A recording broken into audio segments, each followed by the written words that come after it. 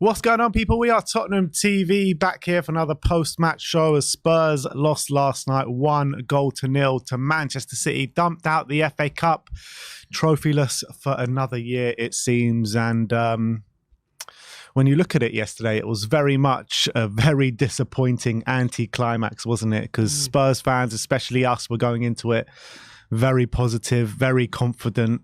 And when we go into things very confident, this is usually what happens, isn't it? Yeah, look, that's life of being a Spurs fan. Never get too ahead of yourself because you usually get a reality check at some point.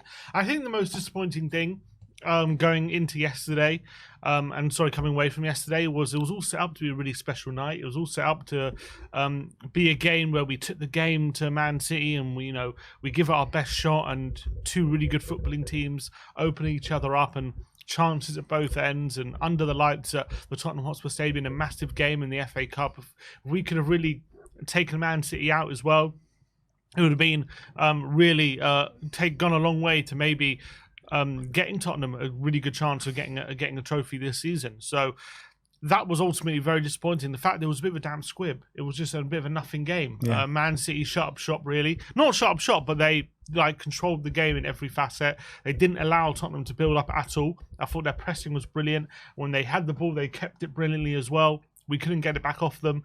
And it was basically a game of trying to pick our moments to break forward, and we had one shot the whole game, which I think tells the story of how much we struggled yesterday.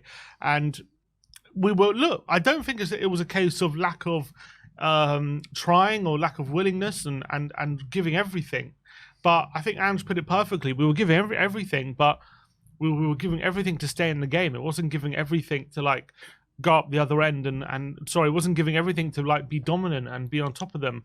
And we were thoroughly outplayed. I think it's fair to say. And even in that stage where we were outplayed and we deserved to lose, it was only 1-0 due to, a dodgy goal from a corner right in the last minute or 88th minute. So, look, we took them very close. So there is some credit to be had there, but you have to ultimately say one shot the whole game. That's massively disappointing, wherever you look at it. It is massively disappointing, and yeah, I completely agree. Man City just controlled every facet of the game. We could hardly get out. In that first half, I was watching it and I was thinking, it sounded like we just have nothing here. We have absolutely nothing. We can't get out our own half. They suffocated us. Massive credit to Spurs, I thought, in the first half, the first 75 minutes of the game, to not concede, because the amount of control that Man City had, we just dug deep. We were defending really well, defending in numbers as well. Mickey van de Ven was just insane throughout the whole game. How many amazing challenges he was putting in. He was really putting his body on the line time and time again.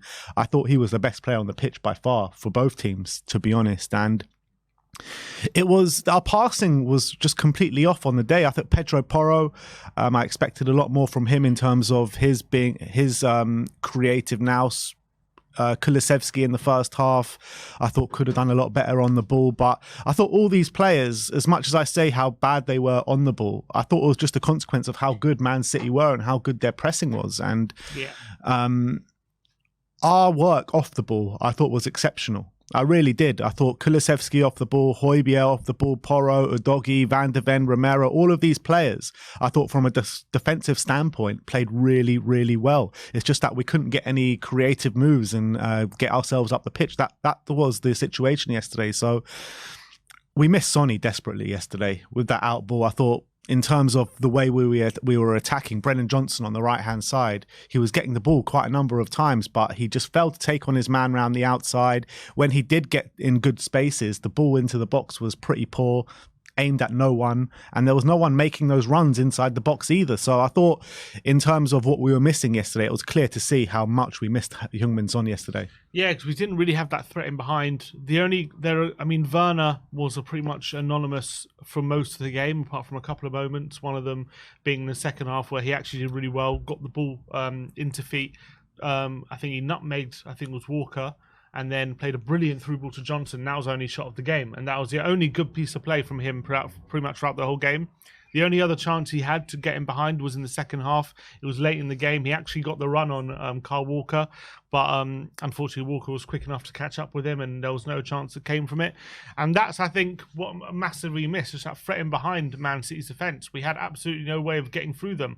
And the problem with that is, we were really struggling to get in behind, and then I felt like Werner and Johnson weren't showing for the ball as well. I thought Werner was in the first half. I mean, Werner was in a number of acres of space a number of times, and we just failed to find him. No, I'm saying that's running him behind. I'm saying he wasn't showing for the ball in terms of coming short to it and like trying to collect it. If you're not going to find him in behind, which I agree with you, a number of times Werner must have been very frustrated because he was in a lot of good positions, and we just didn't see the pass, or we didn't pass it to him if we did see it. And maybe that's a consequence of, I know Kulusevski, playing in the number 10, but does he have that?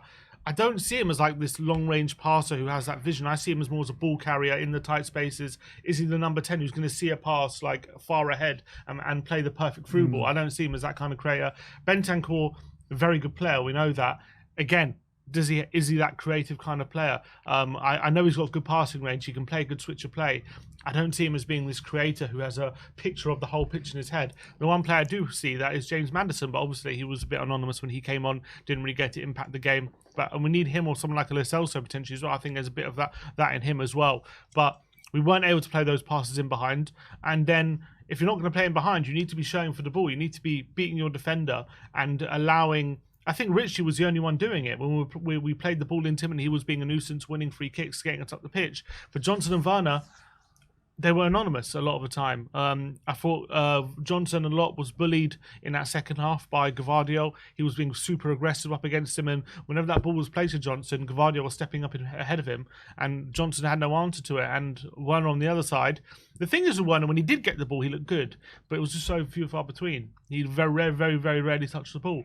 So I felt like Werner, you would have seen Werner a lot more if Maddison would have started the game, because if Werner kept making those runs, showing what he was showing yesterday, Maddison would have picked him out time and time again, wouldn't he? Yeah, that's that, and I think Werner probably feels that as well. So I think that was definitely frustrating. There were some good moments where there was also moments where I would say is, I think Man City's press was brilliant, and for long periods we did struggle to get out. But there were some isolated occasions we were able to put some combinations together, play some good football, and beat their press and get into the middle third. But then once we got into that middle third, we had no answer. So that was really frustrating. So in every facet, even when we did beat the press, we still weren't able to fashion a chance from it. So when you're doing that, you're just asking for trouble against a team like Man City. You've got to make those opportunities count, and we weren't able to do that. Look at the two teams, right? Spurs are in a transitional phase this season. We're building. Man City are treble winners. They've got De Bruyne and Doku to bring on off the bench, and Jack Grealish. We've got Skip, Dane Scarlett, who's been on loan and didn't get a game at Ipswich first half of the season, and half-fit James Maddison. Yeah. I mean, exactly. So you just got to put your hands up and say we were beaten by the better team, beaten by the better squad. Maybe if we had Sarr, Basuma, Son all available, it could have been different. Yeah, it could have been. And I did think massively we missed Sarr as well, to be fair, yesterday, as we probably do every time he's not on that football pitch. But it doesn't take away from the disappointment of going out of the cup, obviously, because we just went into it so confident and probably should have taken how much of a good team Man City are more into account. But look, it is what it is. But I don't think it was wrong of us to expect us to really give it a good go. You know what I mean? I think it wasn't wrong of us to not expect the performance like yesterday. One shot was very uncharacteristic of Tottenham. It is, and probably the first time that's happened all season. Yeah. But we are coming... First time we haven't scored. Yeah. But, we know how important the likes of Heung-min Son are against Man City. It's the first time that we've played Man City for ages without Sonny. And you just saw what happened on that pitch. Yeah, but we went to the Etihad, didn't we? I know we had Son then, but we didn't have some defenders and stuff like that. And we gave them a lot more of a game than we did. Yeah, although you could probably argue we conceded better chances in that game. In that game against Man City, we should have been out of sight in that first half. We should have been completely out of sight in the first half. And then... if Haaland puts away those chances, which he puts away 9 times out of 10, you're probably sitting here thinking this was the better performance. But at least we were able to get on the ball a bit more in that game, and hurt them, which we just weren't able to do at all in this game, which was a bit perplexing. I know Man City are very good, no doubt, and I know Man City... they can do that. They can stifle you. And I think Pep is adding that bow to their armoury, especially this season where they can just control a game and win it 1-0. But I'm just a bit surprised that we weren't able to even have a few moments where we really opened them up or really took it to them. And that was just the most disappointing thing. But I don't think it was for the lack of trying. That's all I'm going to say. I would say, though, that the reaction from a lot of Spurs fans on social media is a bit over the top for this game. Like, let's be real. Yes, we didn't create too many chances, but neither did they. We lost 1-0 to the world champions, European champions, treble winners in the last minute to a very scrappy goal. That's what happened in the game yesterday. Yes, we weren't good enough. I completely agree.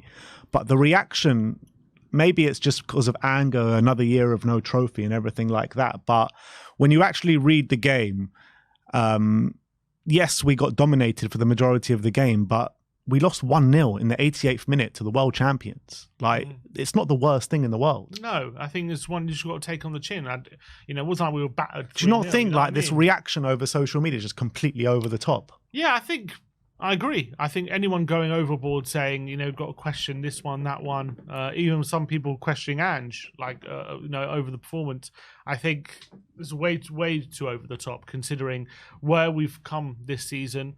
Even in this specific game, it was only 1-0. You know what I mean? It wasn't like it was a trouncing. It was still very much in the balance up until the last stages. So we could have nicked that. And even though we were second best, no doubt about it, we were second best in this game. You should expect to be second best against Man City.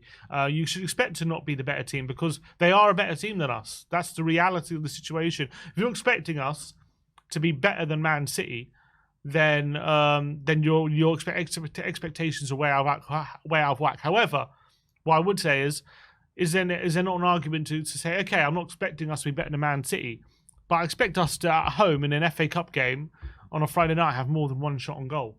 You know what I mean? Yeah, absolutely. And that's a fair argument. No, absolutely. Look, I'm not saying it wasn't a disappointment yesterday. I'm not saying that at all. What I'm saying is that the reaction after losing 1-0 in the last minute against Man City, not everyone, but a lot of people saying, oh, it's a disgrace, questioning Ange and all this kind of stuff. Like, Ange has changed the face of this football club this season. Like, he's been the best thing to happen to this club in the last 5 years since sacking Pochettino. So, yeah, Ange maybe could have made a few changes a bit earlier in the game, but that's the only real criticism I have on him. And he made the changes probably 10, 15 minutes later than I probably would have, or probably the criticism I have for him. But I remember saying to you in the stadium, like, yeah, well, look, we need changes now. No, fair, but it was 0-0. Yeah. When he did make the changes, were we better after the changes? No, we weren't. So it's not like there's any evidence that making the changes earlier would have massively. No, but I get that, but that's the only slight criticism I have on Ange yesterday. Like, there's no other criticism I can put on him. Like, we tried to play our football. It's just Man City were a lot better than us on the day. Yeah, and that's and they can do that to anyone in world football. Yeah. Like, they can take on Real Madrid, Barcelona, whoever the best teams are in Europe right now and do that exact same thing to them on any given day. And that's how good Man City are. That's the truth. I can't disagree with you. So it's a tough one. I really, really did have some hope that we can maybe spring a surprise and really have a really special night at the Lane yesterday. But it didn't happen. And I don't think anyone can expect us to have beaten Man City, especially where Man City are at the moment. But I guess it's disappointing just the manner of how it seemed to be we went out with a bit of a whimper, unfortunately. Yeah. But that's Man City. They're so strong. They're so strong defensively. They're so strong on the ball. And I thought they brought their A game yesterday. If their Man City bring their A game, they're going to be near impossible to stop. Yeah, they had one mission at the start of this season, and that is to score at the Tottenham Hotspur Stadium, and that's what they did yesterday, and they won the game. Yeah. But yeah, that is the match review from yesterday.